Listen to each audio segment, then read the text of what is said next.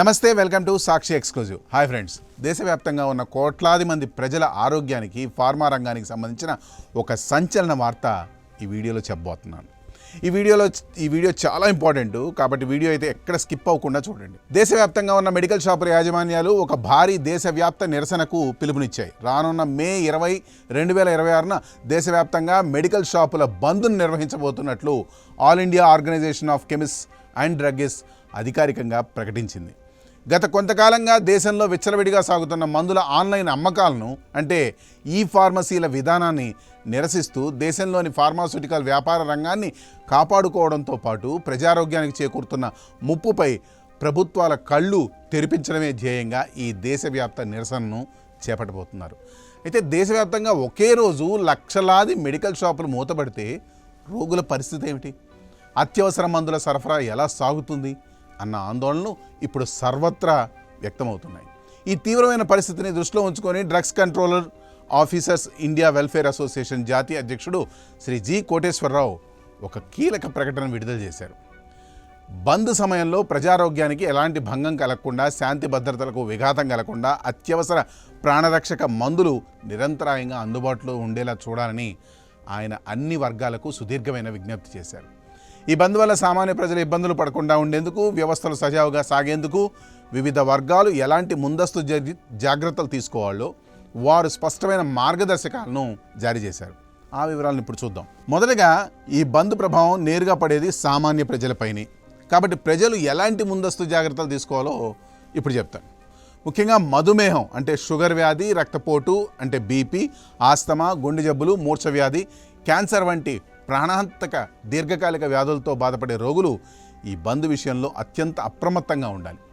బంద్ రోజున దుకాణాలు మూతపడతాయి కాబట్టి తమకు అవసరమైన రెగ్యులర్ మందులను కనీసం వారం రోజులకు సరిపడా ముందే కొనుగోలు చేసి తగినంత స్టాక్ ఇంట్లో ఉంచుకోవాలని అధికారులు సూచిస్తున్నారు. వీటితో పాటు అత్యవసర ప్రాణరక్షక మందులు, ఇన్సులిన్ ఇంజెక్షన్లు, అస్తమా ఇన్హేలర్లు తదితర చిన్నపిల్లలకు సంబంధించిన అత్యవసర సిరప్లు, మందులను ఇంట్లో సిద్ధంగా ఉంచుకోవడం ఎంతైనా మంచిది. మెడికల్ షాపులు బంద్ అనగానే ఎలాంటి భయాందోళనలకు గురై అనవసరంగా మందులను గుట్టలుగా కొనుగోలు చేసి ఇంట్లో నిల్వ ఉంచే ప్రయత్నం అయితే చేయకండి. దీనివల్ల నిజమైన రోగులకు మందుల కొరత ఏర్పడే ప్రమాదం ఉంది. అలాగే నియంత్రిత మందులను అంటే డాక్టర్ ప్రిస్క్రిప్షన్ ఉంటేనే ఇచ్చే ప్రత్యేక మందులను కొనేటప్పుడు వైద్యుల ఖచ్చితమైన సరికొత్త ప్రిస్క్రిప్షన్ను తప్పనిసరిగా కలిగి ఉండాలి. మెడికల్ షాపుల సిబ్బందితో కానీ అధికారులతో కానీ ప్రజలు ఓపికతో సహకరించాలి. ఒకవేళ బంద్ రోజున అనుకోకుండా ఏదైనా వైద్య అత్యవసర పరిస్థితి తలెత్తితే ప్రైవేట్ షాపులు మూసి ఉన్నాయని ఆందోళన పడకుండా, ఆలస్యం చేయకుండా వెంటనే సమీపంలోని ప్రభుత్వ ఆసుపత్రులను, ప్రాథమిక ఆరోగ్య కేంద్రాలను లేదా ప్రభుత్వ అత్యవసర వైద్య సేవలను ఆశ్రయించాల్సిందిగా డ్రగ్స్ కంట్రోల్ అసోసియేషన్ స్పష్టం చేసింది. ఇక ఈ బంద్లో పాల్గొంటున్న కెమిస్ట్, డ్రగ్స్ అంటే మెడికల్ షాపుల యాజమాన్యాలు కూడా తమ బాధ్యతను మరిచిపోకూడదని అసోసియేషన్ గుర్తు చేసింది. వ్యాపార ప్రయోజనాల కోసం నిరసన తెలిపే హక్కు ఉన్నప్పటికీ ఇది పూర్తిగా శాంతియుతంగా, చట్టబద్ధంగా మాత్రమే జరగాలి. నిరసనల పేరుతో రోడ్లపైకి రావడం, అత్యవసర వైద్య సేవలకు ఆసుపత్రులకు వెళ్లే రోగులకు అంతరాయం కలిగించడం వంటి పనులు అయితే చేయకూడదు. నిజమైన అత్యవసర పరిస్థితులు ఏర్పడినప్పుడు మానవత్వంతో వ్యవహరించి ప్రజారోగ్యాన్ని దృష్టిలో ఉంచుకొని ప్రాణరక్షక మందులను రోగులకు సరఫరా చేయడానికి కెమిస్టులు ఎల్లప్పుడూ సిద్ధంగానే ఉండాలి. మందులు దొరక్క ఇబ్బంది పడే రోగులతో కానీ, సాధారణ ప్రజలతో కానీ, పర్యవేక్షణకు వచ్చే ప్రభుత్వ అధికారులతో కానీ ఎలాంటి ఘర్షణలకు, వాగ్వాదాలకు దిగకూడదు. ముఖ్యంగా ఈ రోజుల్లో సోషల్ మీడియాలో పుకార్లు వేగంగా వ్యాప్తి చెందుతుంటాయి కాబట్టి మెడికల్ అసోసియేషన్ ప్రతినిధులు ఎవరూ కూడా సామాజిక మాధ్యమాల్లో తప్పుడు సమాచారాన్ని వ్యాప్తి చేయకూడదు. దుకాణాలు మూసి ఉంచే ఆ ఒక్కరోజు కూడా ఫ్రిడ్జ్లో ఉంచాల్సిన ఇన్సులిన్ వ్యాక్సిన్ల వంటి మందులు పాడవకుండా విద్యుత్ సరఫరాను, సురక్షిత నిల్వను జాగ్రత్తగా పర్యవేక్షించుకోవాలి. మరోవైపు ఈ బంద్ సమయంలో డ్రగ్స్ కంట్రోల్ అధికారుల పాత్ర అత్యంత కీలకం కానుంది. క్షేత్రస్థాయిలో ప్రజలకు ఇబ్బంది కలగకుండా చూసే పూర్తి బాధ్యత వీరిపైనే ఉంది.